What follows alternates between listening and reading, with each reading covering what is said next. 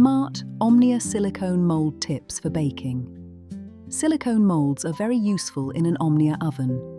Here are a few practical tips to get the best results. This is the original Omnia silicone ring. The rim sits just below the edge of the pan.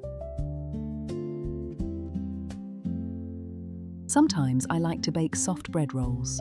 For that, I use a rack or baking tray with a silicone mould on top. The original Omnia ring is too tall for this setup, so the top edge can burn. That's why I bought a cheaper silicone mould and trimmed the rim so it fits perfectly inside the Omnia with the rack underneath.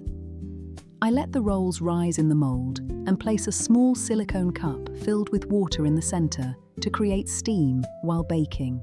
This inexpensive set came with one full ring, one half ring, and 2 quarter rings.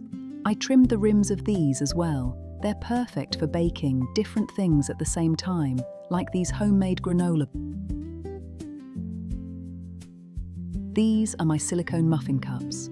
I place them on the rack to make breakfast muffins and Spanish muffins. And yes, that's me enjoying the Spanish muffins in my camper van.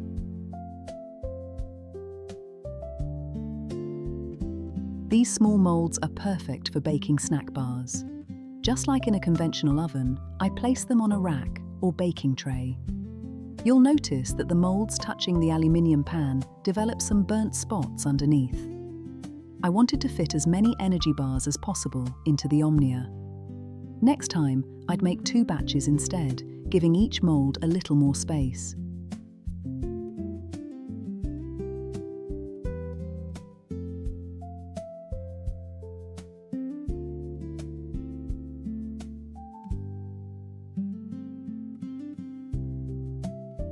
Finally, I have these mini loaf moulds.